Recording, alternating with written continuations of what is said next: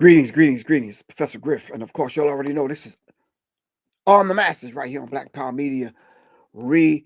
We're going to dive into this subject like right away. Today's subject, we're going to be talking about soundtrack to a coup d'etat. Soundtrack to a coup d'etat. Going to be talking about some things, and hopefully you will join us to have that discussion today as we dive into this very deep, I could say, discussion about a bit of history that a lot of us just kind of like we're not privy to. And it's recent. It's history. Someone had the beautiful wherewithal to put it in a documentary film that I believe came out last year in 2024. But in the meantime, between time, as we do a check-in, I need you to get and go and look up soundtrack to a coup d'etat. All right, as we do a check-in. All right. Let's see who's in the building as we get this thing kicked off. Houston, boy, what's up, man?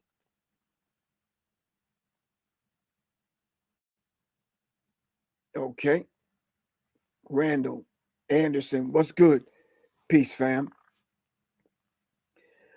Papa Robbie, pardon me, says the movie is excellent. Yes, indeed. The movie is excellent. The movie is excellent. So when we're talking about the idea of a coup d'etat, let's get an understanding as we continue to do the check-in. Let's get an understanding of exactly what is a coup. So a lot of times, when we begin to dive into some of these subjects, a lot of this terminology may stem from a different culture as far as the language is concerned and that kind of thing. So as y'all know, I like to do real-time kind of research and kind of thing because I want people to get into the habit of researching. All right. So we're just going to go to any search engine and put in what is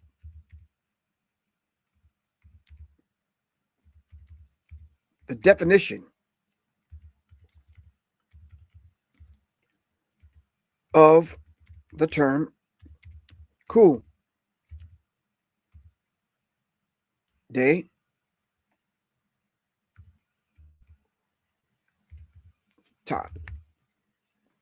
Question mark. A coup d'etat, all right, or simply a coup, is typically an illegal and overt attempt by a military organization or other government elites to unseat an incumbent leadership.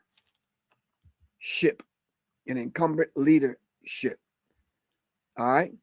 A sudden, violent, and unlawful seizure of power from a government, which is a coup.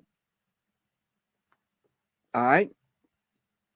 The soundtrack to a coup d'etat unravels the threads of a complex story of the struggle for independence in the mid-20th century in a place called the Congo. All right. Framing it with the African American jazz musicians of the time and the global politics of the Cold War. All right. Who were those jazz musicians at the time? And what is a Cold War? We're going to tackle that when we come back from the check-in.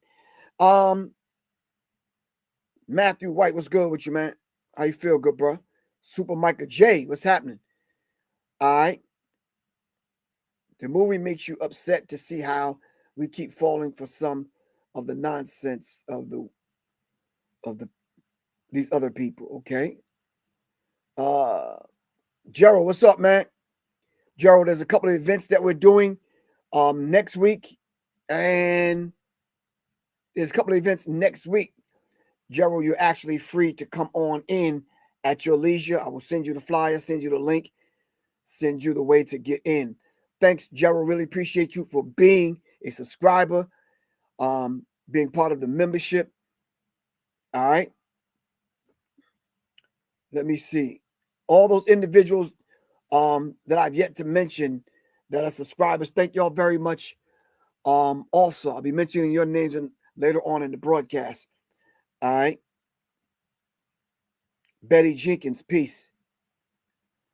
Door of L. It's just not one individual, Door of L. You a researcher. Come on, bro. Talk to me. All right. Soundtrack to the coup d'etat. So when we start talking about the political machinations of what a coup is, we first have to know and understand what was going on at that particular time in the Congo. Who were some of those particular artists?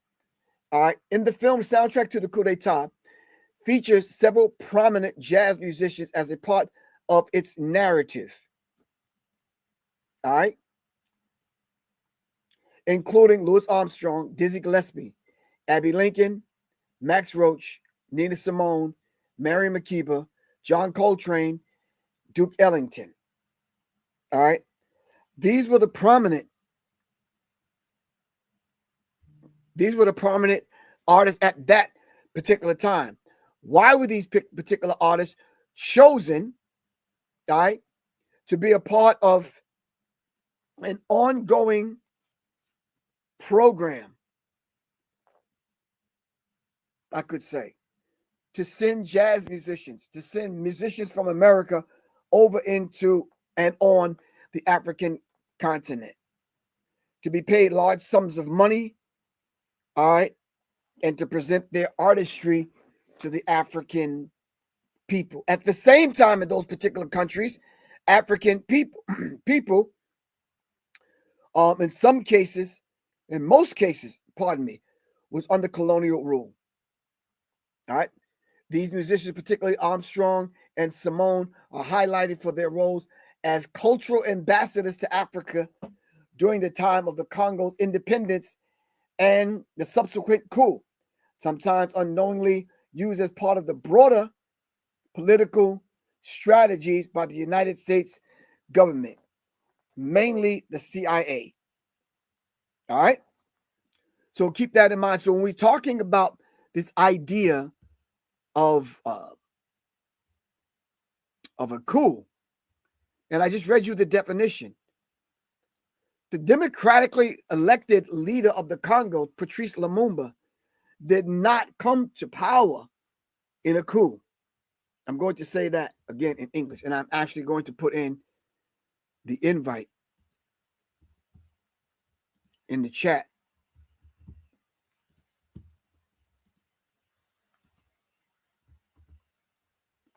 So if you'd like to add on and build on this particular conversation, by all means, come on and do so. But at that particular time, Patrice Lumumba, democratically elected by the people. All right. But what was going on in the Congo at that particular time with the Congolese people suffering under Belgian rule at that particular time? All right. And we all know the story because I've said it recently on this show. We all know what happened to Patrice Lumumba. But why were these particular artists chosen to be part of a program, a musical program, to go over into the Congo, in order to perform, especially under the conditions that Africans were in at that particular time in the Congo? These are questions that we want to answer, and these are questions that we want to get answered. All right. So we're going to go to YouTube, and we're going to put in soundtrack to the coup d'etat. All right. Soundtrack to the coup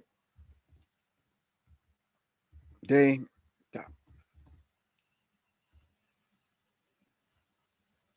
All right. So what we could do is let's just go play the trailer so we could bring everyone up to speed on what is the soundtrack to the coup d'etat.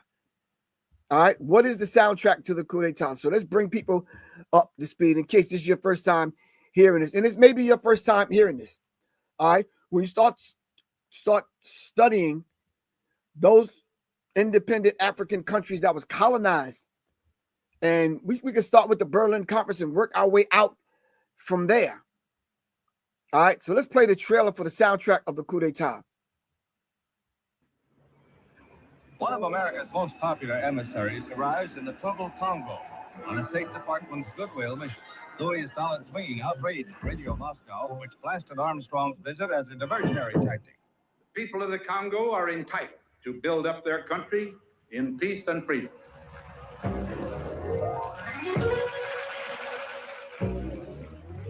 Hold me close and hold me fast. We were to go to Elizabethtown to attend a concert given by Louis Armstrong. How much money do the Central Intelligence Agency has poured into the Congo? I don't know. Are you prepared to say? I certainly, of course, don't know. I wonder if it's quite honest to represent our policy as completely angelic. And seated out on the terrace was a man I recognized. He said, well, you have to assassinate Lumumba. He used those words. Yes. But who ordered him? He said, President Eisenhower. In the UN, when Khrushchev took off his shoe and was beating that shoe, and the interpreter said, "How dare you?" Talking about America. Khrushchev was saying, "I love you," but it was the interpreter who hated America. You understand what I mean? The ditty of rhythm.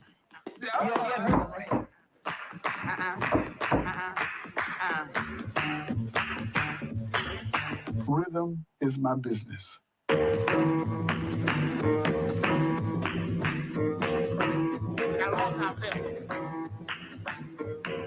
Конец могила колониальному рабству. Долой его и похоронить его чем глубже, тем лучше.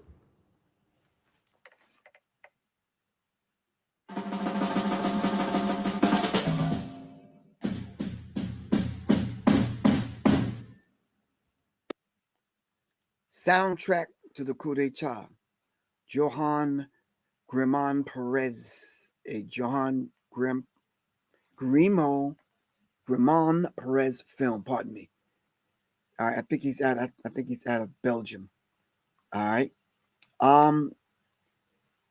Very, very, very interesting. I want to play that again because I want you to kind of listen to the language that they're using. All right. One more time. One of America's most popular emissaries arrives in the troubled Congo on a State Department's goodwill mission. Louis It's a State Department's goodwill mission into the Congo, bringing in jazz musicians: Louis Armstrong, Dizzy Gillespie, Abby Lincoln, Max Roach, Nina Simone, Miriam Makeba, John Coltrane, and Duke Ellington. All right. A goodwill mission by the State Department of the United States of America. Stalin's wing outraged Radio Moscow, which blasted Armstrong's visit as a diversionary tactic. The people of the Russia called it a diversionary tactic. A diversion from what? We have to ask these hardcore critical questions. A diversionary tactic from what? What were they being diverted from? The Congo are entitled to build up their country in peace and freedom. So if the Congo is allowed to build up their country in peace and freedom, then why in 2025 are they giving Ibrahim Traore so much hell? By using the wealth and the natural resources of that's sitting under the feet of the Burkina people in Burkina Faso. Why were there almost over 20 assassination attempts on Ibrahim Traore? And why are they giving the Sahel region AES so much hell? Let's move forward. Hold me close and hold me fast. We were to go to Elizabethtown to attend a concert given by Louis Armstrong. How much money do the Central Intelligence Agency has poured into the Congo? I don't know. Question. If it said, he asked a question, how much money of the Central Intelligence Agency is being poured into the Congo? Right? Okay. Question. Why is the CIA pouring money into the Congo? What does the Congolese people have in their government, in their land, in Africa, that the CIA needs to be there? All right. Are you prepared to say? I certainly, of course, don't know. I wonder if it's quite honest to represent our policy as completely angelic. So the State Department, along with the CIA, is kind of saying their policy in reference to African countries, especially the Congo, is borderline angelic. Listen to the language. And seated out on the terrace was a man I recognized. He said, well, you have to assassinate Lumumba. This is Patrice Lumumba.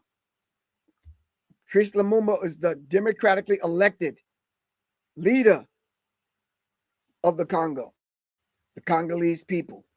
This is who they wanted. All right.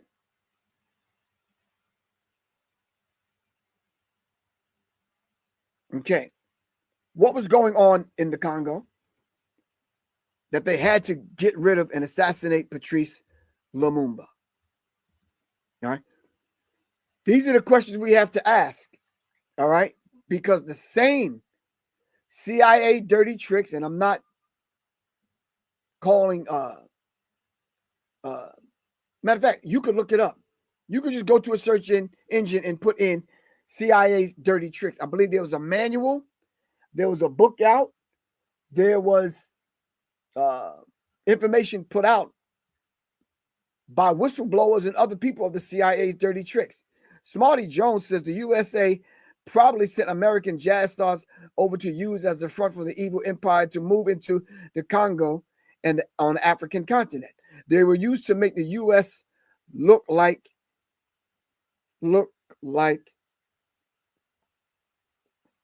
everything was all good, I guess Smarty Jones is trying to say.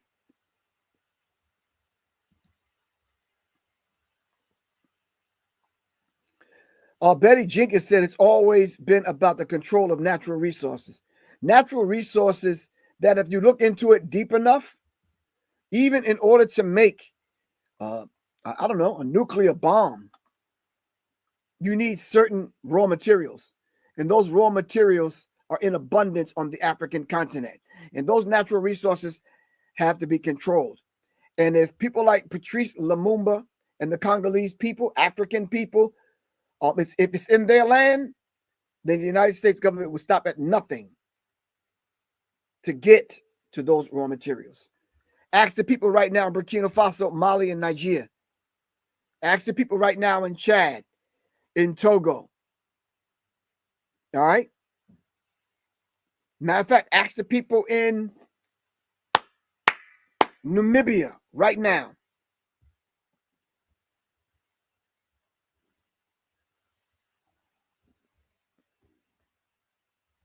Hold on.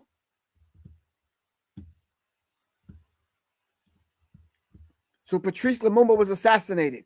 I'm not going to give you the gory details on what they did to Patrice Lumumba. Chopping his body up, putting his body in acid. Yeah. To get to the raw materials that were sitting under the Congolese feet in their land in Africa. He used those words. Yes. But who ordered him? He said President Eisenhower.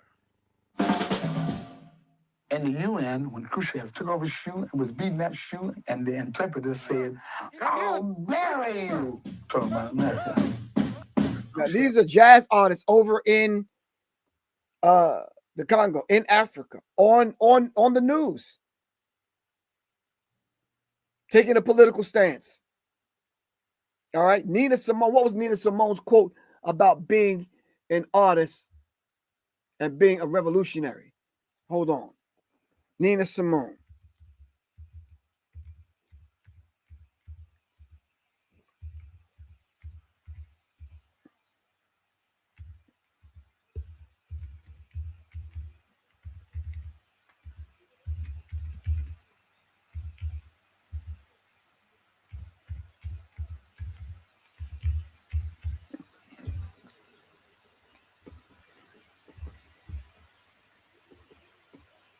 Nina Simone is famously quoted as saying, an artist's duty, as far as I'm concerned, is to reflect the times.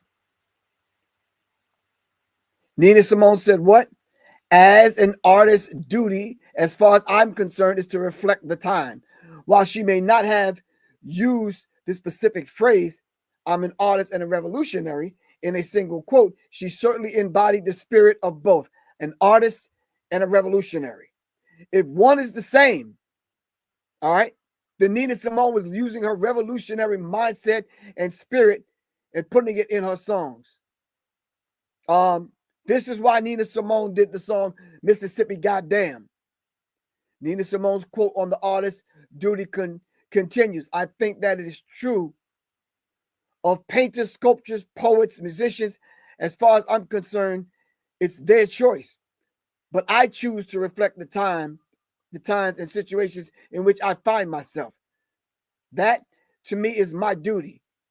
She believed that artists have a responsibility to engage in and with,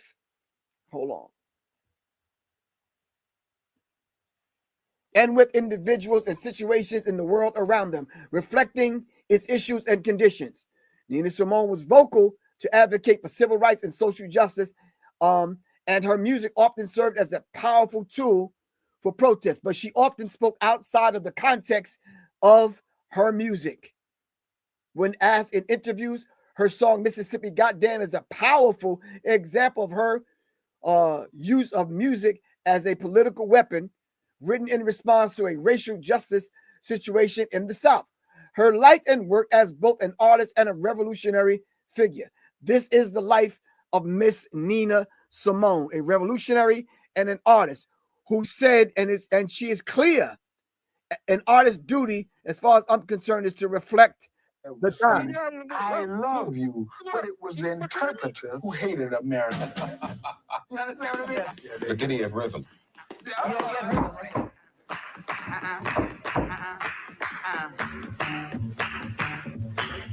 Rhythm is my business. Dizzy Gillespie said rhythm is his business. That's a beautiful thing, to be the very embodiment of rhythm and making it your business. But as Nina Simone said, we have duty as an artist to reflect what's going on in the time. Jimi Hendrix didn't necessarily speak. He reflected the time in his song called Machine Gun. Go check it out. Machine Gun by Jimi Hendrix and the Band of Gypsies.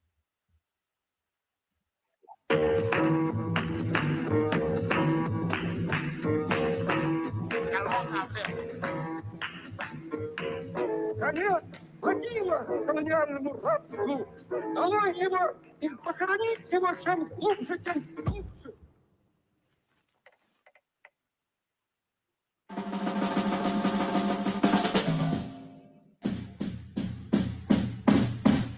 Soundtrack to the coup d'etat.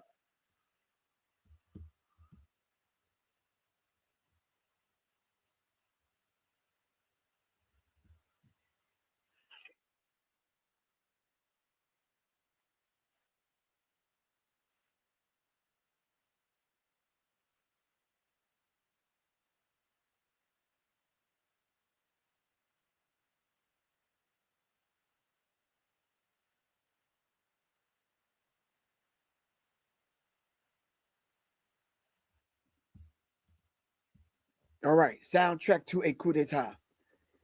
All right. I left the phone lines open. I'm not going to be on here long. I've decided that I'm only going to do shorter shows to get right to the point, because sometimes I find myself lingering on here, waiting for people to kind of do their thing. And I know it's the middle of the day. A lot of people are not home. But when you do get home and you see this, you'll be able to go back over this information, piece it apart for yourself. Look at the works and read some of the works and listen to some of the interviews of some of those artists that was part of the film soundtrack to a coup d'etat, especially Nina Simone. All right. Go over the real reasons why they were allowing Black artists to even come on the African continent. We couldn't go on the African continent to help African leaders help develop Africa, but we can go over there for the State Department, for whatever reason. The State Department wanted Black artists from America over there, but nonetheless, these artists were there. This film was shot. This film was made. Now, they used a very not so common kind of way they approached this film. shot using footage from during that particular time, I believe in the 60s, and interweaving it with performances, interviews, raw footage, and weaving it together. Normally, documentaries will turn people off. If you're talking about, oh man, I made a documentary film that's 2.5 hours long, people are not, I'm not sitting through that. This is one of them films that you can actually sit through. And I think mainly because the jazz music carries the spirit and the tone of the film. All right. I've had the pleasure of seeing the film. Then I woke up. Well, last night I went over it and then woke up this morning with it fresh on my mind to look at some of the other pieces that I might have missed when you're talking about the soundtrack of a coup d'etat. Hold on. Let me go back just a little. And then I am going to go, hold on.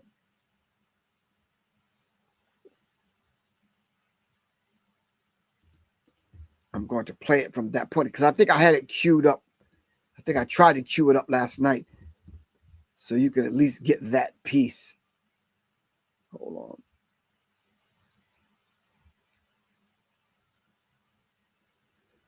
Let me see exactly which one it is. Hold on.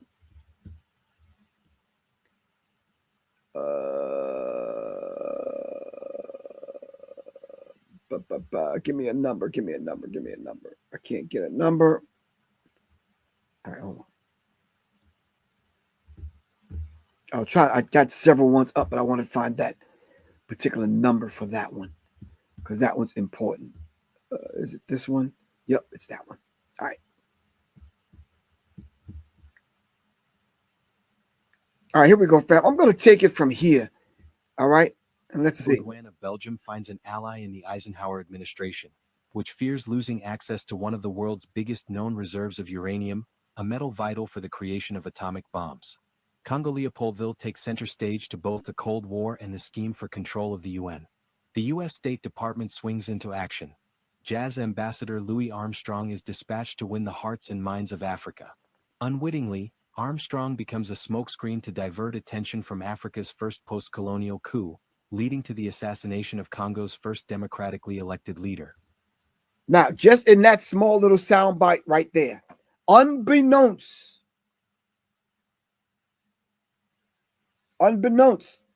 to these jazz artists, they were being used to win over the hearts and the minds of the African people. At the same time, all right, the State Department was planning a coup and is planning the assassination of the democratically elected president of the Congo, Patrice Lumumba.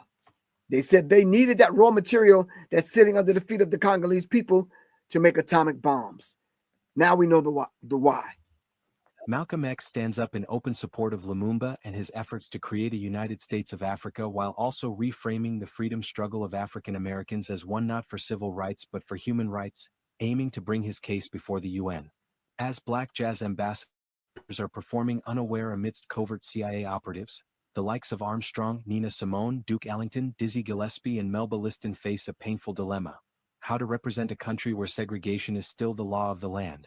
Jazz and decolonization are entwined in this forgotten episode of the Cold War, where the greatest musicians stepped onto the political stage, and downtrodden politicians lent their voices as inadvertent lead singers. This story of the undermining of African self-determination is told from the perspective of Central African Republic women's rights activist and politician André Blouin, Irish diplomat and enfant terrible Connor Cruz O'Brien, Belgian Congolese writer and Coley Jean Beaufain, and Nikita Khrushchev himself. Guest: Louis Armstrong, jazz musician. Dizzy Gillespie, jazz musician. Abby Lincoln, jazz musician. Max Roach, jazz musician. Nina Simone, jazz musician. Miriam Makeba, jazz musician. John Coltrane, jazz musician. They're going over all of the jazz musicians. Unbeknownst to them, they weren't aware that the State Department had a hidden agenda. Roughly, this is what the soundtrack to the coup d'etat is about. A 2.5 hour documentary film put out last year. All right. And it's very important that we notice. All right. Who was the woman interviewing or talking about Michael? I think it was Michael Jordan. And made the comment, basically just shut up and dribble. Or LeBron James told LeBron James to just shut up and dribble. No, we're not going to just play our instruments and be quiet. That's just not on the agenda. No, we have a duty to our people. Nina Simone is famously quoted as saying, and I'm going to say it again, an artist's duty, as far as I'm concerned, is to reflect the times. While she may not have used this particular term in reference to I'm an artist and a revolutionary as a single quote, but she said, just as a painter, a sculptor, poet, musician, whomever, speak to what's going on concerning your people in the time that we're living in. Or else you shirk your duty and your responsibility, and you're going to be held accountable for that. Or you could just go buck dancing, shuffle your feet, and be a good Negro on somebody's stage. They'll pay you. They'll pay you to do all of that.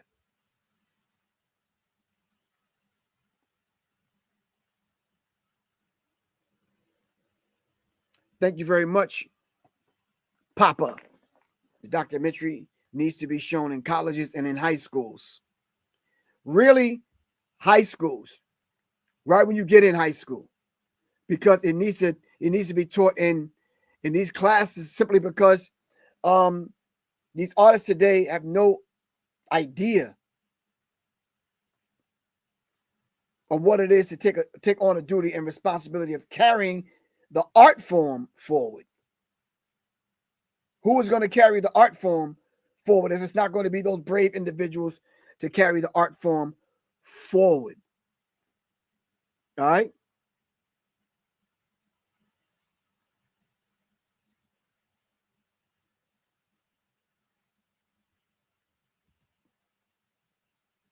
Jason Wakeman, thank you very much. Really appreciate you.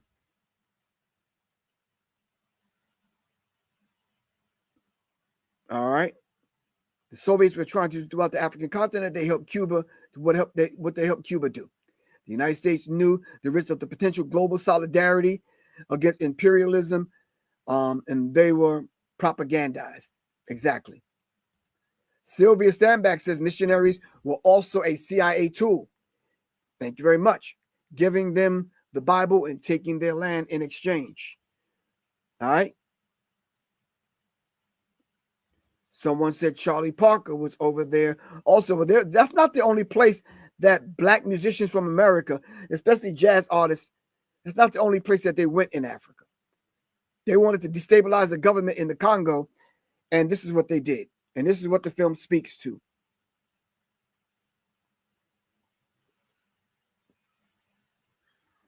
All right.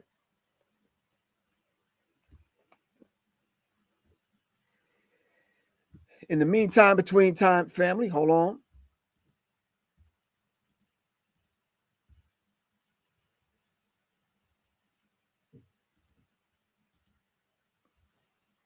If you would like to support independent media, you could do that by hitting my Cash App. That's $ Professor Griff. $1, a dime, food stamp, whatever you want to send is welcome. All right.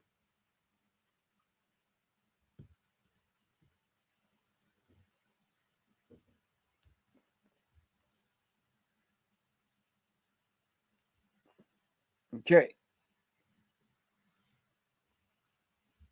So as we we'll put the invite back in the chat.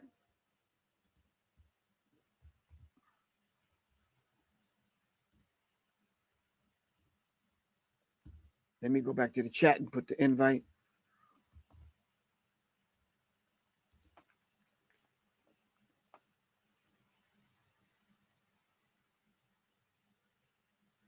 And while we're waiting on that, let's do this here. Hold on.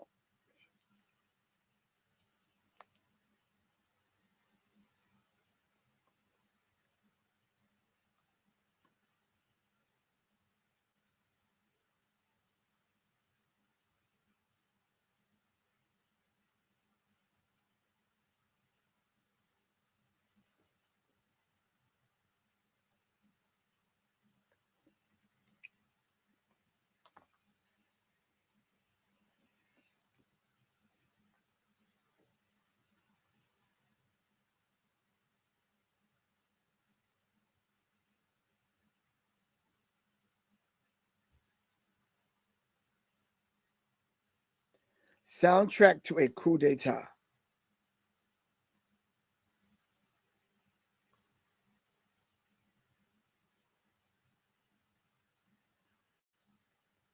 Hold on, with hosts.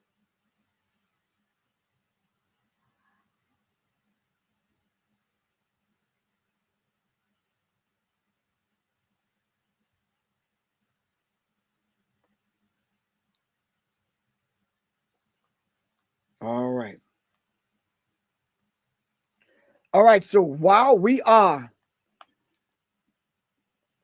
pulling up some information, all right, please explain what happens on the African continent. Documentaries need to be shown. Ah, Yeah. So we're actually showing our face today. We actually showing up in person, my brother. What's What's going on? happening? Oh, not How, much. What's going on? how you feel? It's my first time even seeing your face.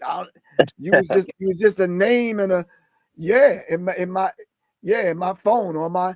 So what's going on with you? Oh, not much. And I send you a bunch of stuff, books and stuff in the email too. Yeah, I know you are a deep researcher that I respect immensely. You may not Yeah, know that, but I do. I appreciate it. It's appreciated. Give thanks. Every time we can get a little bit of gratitude is very appreciative because I get people that tell me they use materials, write books and all that stuff. I said that's fine. I don't need no praise for it, but that's what I just like to do. I just like to share the information when I find it, and it's not mine. Everybody's been doing this stuff. It's the Akashic record. Information is supposed to be free. Right. But the movie, man, they make us pay for it in college to the tune of $50,000 a year. Yeah, check it out. But the movie, it reminds me of like Eyes on the Prize times 10 almost. Times 10 because especially when they enter the part where they have the mercenaries that the American government hired and the UK government, the Australians sent to just mow our people down. Right. Just using them as target practice, man. That was so. It's a hard film, but hard is necessary sometimes. To get you to wake up, because these people ain't playing with us, and we want to play too much. You got to wake up. Right. Yeah, and it's a real dynamic when you go into the film and you start piecing it apart and you start looking at some of the language that they use in reference to our people today. And then you could look at then they're doing the same thing today. And I keep trying to explain this to people, but people don't seem to get it, good bro. They just don't. Yeah, they don't. They don't. They just want to stay asleep. They love for you to play your horn. Play your horn. Be the best at it. We'll give you some chump change, give you some nickels, some coins, but we're going to use you to get the billions and trillions of dollars worth of natural resources that's in Africa. And then they lie to you about Africa. Yeah. Right. Yeah, I just don't know what to say, man. I don't, like I said, it's like I was reading this other quote in one of the George Jackson books, where it talked about the pygmy was telling the guy that the pygmies had found out that, hey, they didn't have to chase advancements in technology because it brought them nothing but misery. So they chose to live the sedentary lives. And that's why like I said, if you ever watch people need to watch that documentary by John Calhoun called Rattopia. It talks about colony collapse. People live in large cities and they wonder why they just start dying off. It's a natural process. We're not meant to live in large cities. We're meant to live in small, like when the Europeans when they was going out and exploring, they found small groups of people. people learn that, hey, we do better in small groups because you don't have all the vices and the degeneracy that pops up when you in large groups. You know, Right. so Right. we have to realize that. But anyways, the pygmy was saying that, hey, we stopped chasing all these things that we thought was going to bring us happiness, this material wealth and material culture, and we decided that we just leave it. And we wonder why all these great ancient monuments that they find in perfect condition were just left. You know, they just left this stuff because they know it brought them nothing but heartache. I gotta constantly abuse you to get what I want. That's not fulfilling to a person. Right, exactly. And that shows you how low of a person, because you know, in the African sense, you're not even a person if you don't even know how to treat anybody else. You're an animal. You're less than a person, you know? And these people are animalistic, point blank, period. You know, and we have to realize this, but we think white water tastes better. Yeah, or their ice is colder. Yeah. Yeah. But yeah, so you do some deep research, and sometimes I scratch my head when I see some of your stuff. I'm like, where is this brother getting all this information? I said he's tapping into the Akashic records and he's pulling it down. You must got a 2-lane highway up and you bring it back down. Oh, yeah, man. I tell you, it's amazing because my mind never thought about like this before. I tell people, you know, and oh man, I loved yesterday's show when you do the etymology, man. Our people really need to know etymology is the key. Yeah. Like if we look at the word thief, if you spell it the other way, you get faith. So you stealing from me if I believe what you telling me. Right. And then you look at believe you take the V and the E off of believe and you get the word belly, which means lie. So just because I add 2 letters, you tell me that word mean I should trust you? No, I shouldn't trust you, because 9 times out of 10, if you tell me to believe me, you are lying to me. It's not because you prove to me what you're saying. You didn't give me any proof. You didn't verify to me what was happening. So I gotta have faith. Oh, there you go again. Now you stealing from me to trust you. Right. But you know how many people curse me under their breath, man? You know how many people just because I stand up, I keep it 10 toes down and I keep it real with people. You understand what I'm saying? I get cursed and hated for no reason, bro. Maybe because the raspiness in my voice or something. I don't know. No, people like being lied to, man. That's what I've come to. They want to be lied to. They don't want to take the ownership for themselves. Right. You have to take the complete ownership for yourself. It's like my nephew. I was talking with him. I thought he was becoming enlightened, but he went right back to sleep again. He's going to engage me for information, and I'm giving him it. Then he's going to draw back after I give it to him. Oh, that's too much. I can't handle it. Yeah, that's wrecking my paradigm. You have to stand up, okay? Like you say, 10 toes down and in the face, even if it hurts, because that's when you get the truth, is when it hurts. And don't be tied to one thing. It's like a thing came to me.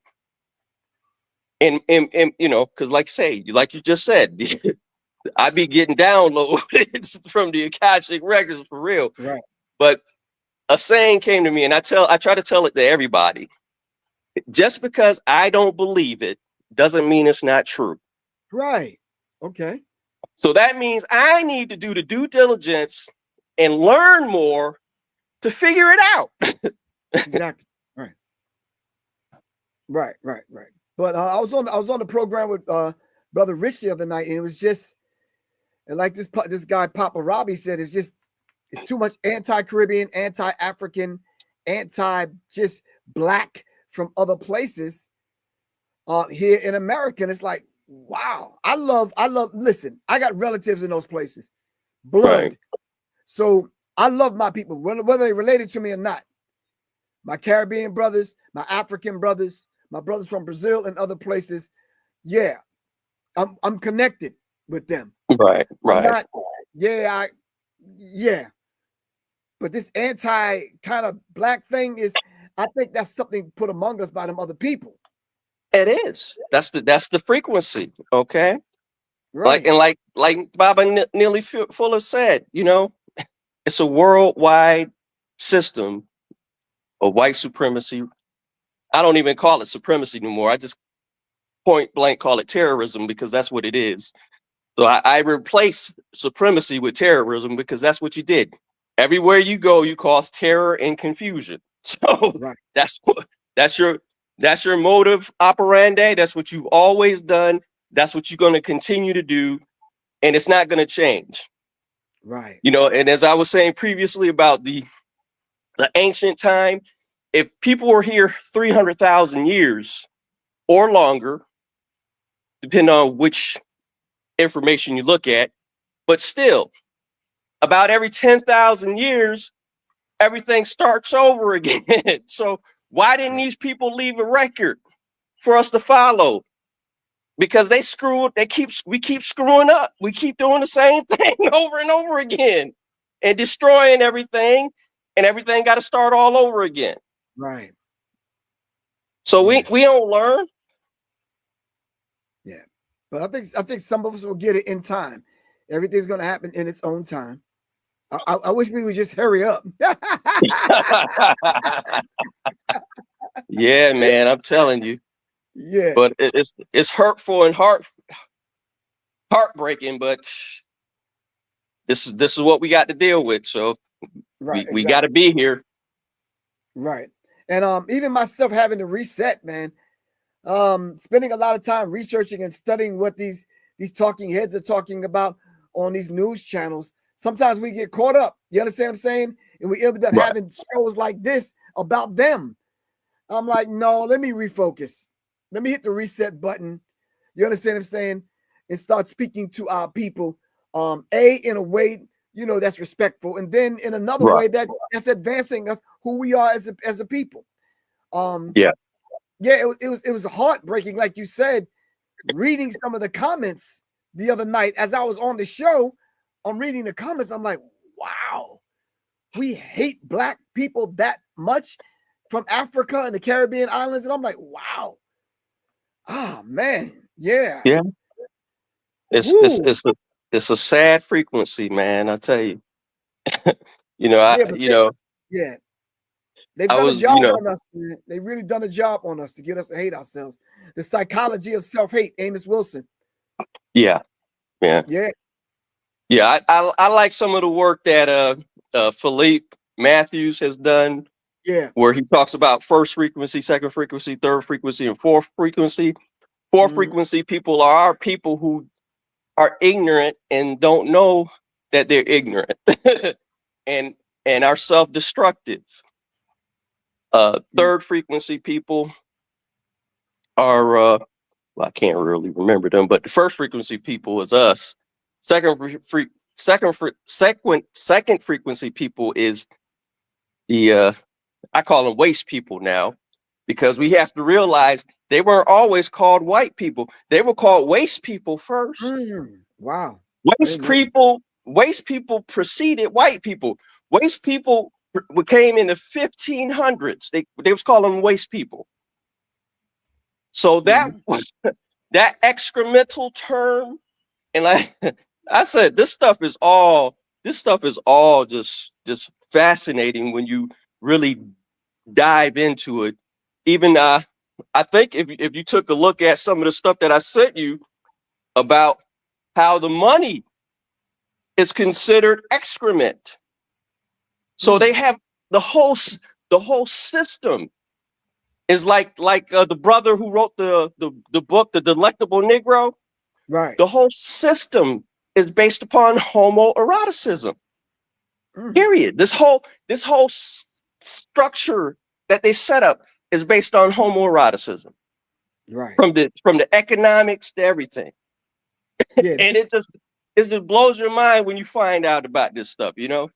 Right. This says the term waste people historically refers to a social class of poor, often landless white individuals in colonial America and beyond, who were viewed as unproductive and undesirable by the ruling class. This term, right, along with others like white trash, reflects a long-standing societal attitude towards poverty and the class distinctions in the United States. The waste people. Wow.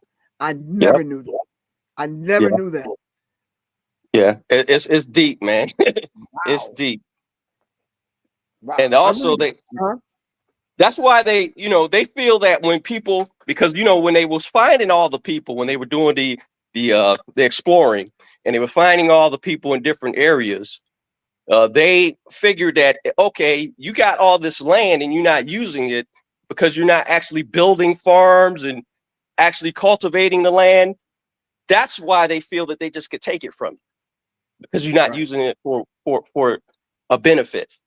Yeah, when I was studying the 1619 project, just basically some of the stuff that was in there was just mind-numbing when they said they came and it was basically like when they came here, there was no people here.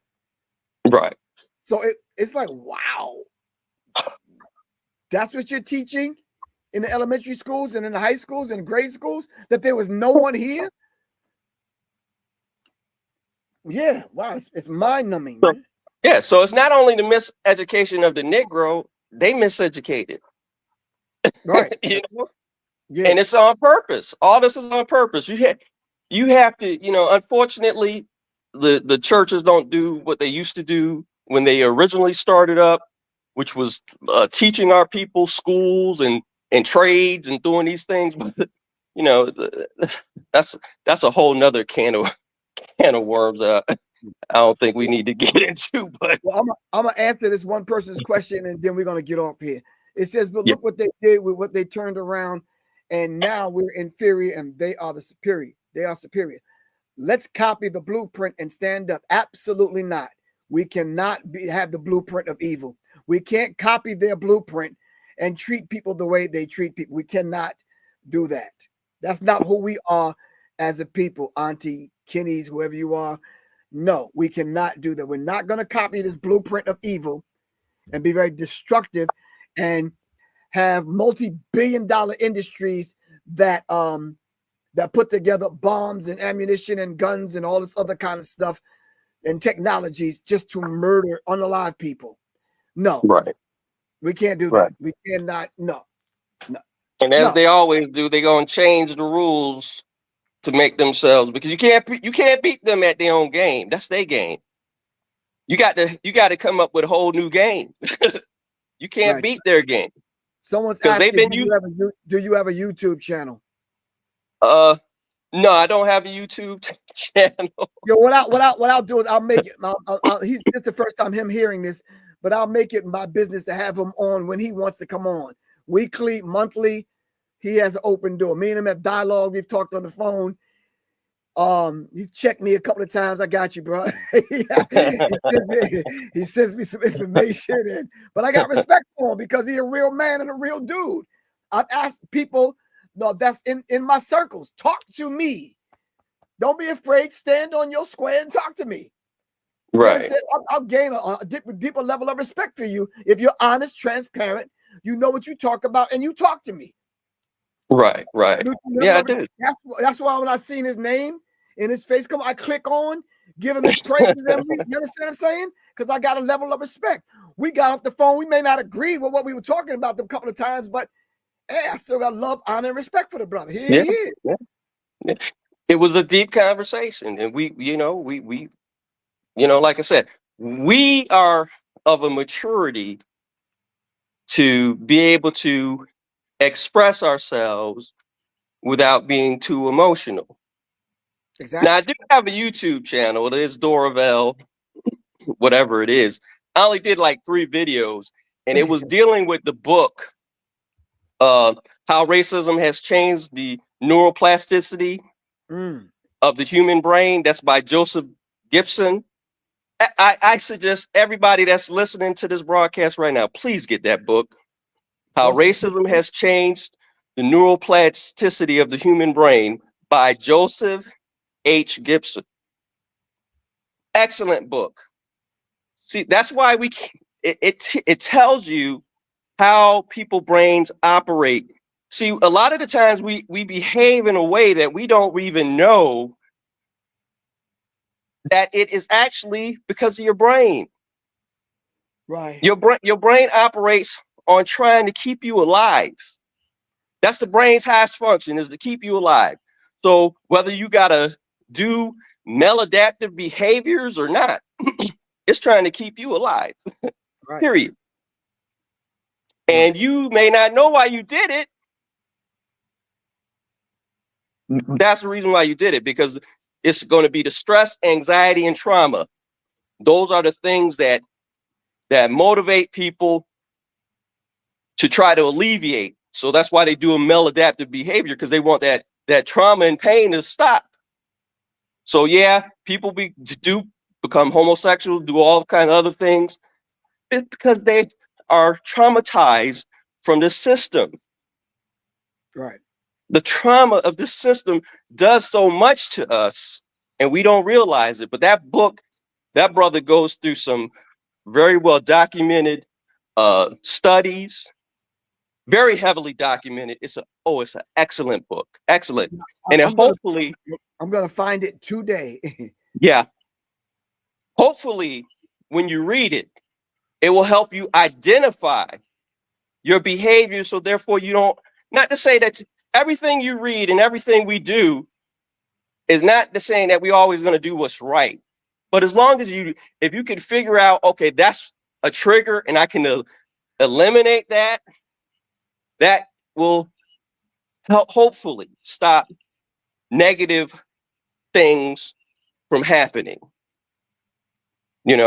Because that's what we want to try to eliminate, as much negativity as we can, as much maladaptive behavior as we can. Right. It's very important.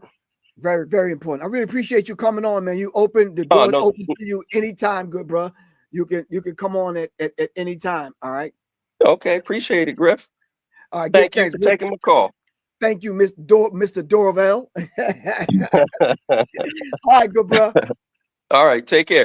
Take care. All right.